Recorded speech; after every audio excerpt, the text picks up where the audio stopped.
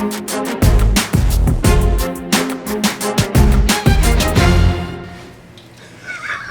of the most popular plant medicine experiences, and it's just kind of out and about, you just kind of hear about it, is ayahuasca, which is a South American brew. It's a tea that has hallucinogenic properties, largely that come from DMT that is produced in certain plants, and the ayahuasca vine itself, which allows the DMT to pass the blood-brain barrier.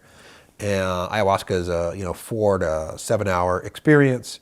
It's, they call it a psychedelic, but these are loose categories. I mean, there's a difference in the psychedelic experience of psilocybin and ayahuasca. I would say that the ayahuasca experience can be a lot more metaphysical. It's a lot less predictable, and it's deeper and stronger in ways that aren't easy to articulate. I mean, we're talking about complicated, complex phenomenological experiences. But people have been using ayahuasca for healing for a long time. Traditionally, shamans used ayahuasca to be able to diagnose the diseases and problems of people in the tribe. So the tribes people wouldn't drink it. The shamans would drink it so they could see in the spiritual realm where you were broken and help you heal, usually with song and medicine, rattles, sometimes potions, things like that. But as of late, people have been drinking ayahuasca to see, I mean, maybe for a lot of reasons, but in the healing context, to experience the brokenness for themselves and to begin to heal in those spaces while actively on ayahuasca, as well as do the integration work after. So it's an interesting thing to think about. Like I've talked about in previous videos, these sort of realms, like the realm of the imaginary or the archetypal realm. And we could even say there's an angelic realm. I mean, who knows, what these realms are and where, and where they are. But when you drink ayahuasca, you get access to those dimensions of being, whether they're being produced by the brain or they actually exist somewhere.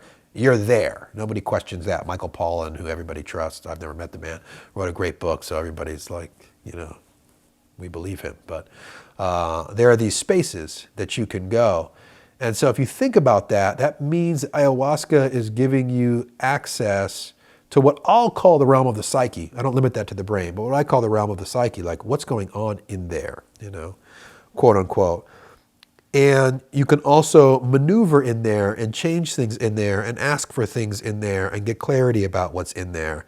And so what ayahuasca is doing is giving you a kind of access to yourself and maybe to other realms that you normally don't have. And so in that sense, anything can happen. I mean, people have reported cancer being cured. People obviously have cured their PTSD, depression, anxiety. People go from being atheists to believers. I mean, when you get that kind of access, anything can happen. And that's what's phenomenal about ayahuasca. It's also what's dangerous about ayahuasca. Anything can happen. And so that means you might get access to something that further traumatizes you. That means you might get stuck. It could be painful. You could get PTSD, So it's a very deep and powerful experience, but it's one that we should approach with reverence and caution, which is, not the American way. I like to talk about it. And I like to be kind of a voice that says, hey, let's take this slow, let's figure out what this is. Let's figure out how to integrate this into our culture in a healthy and reverential way, as opposed to, hey, let's, just go, drink this tea and it's going to cure everybody. So it's a fascinating subject. I think it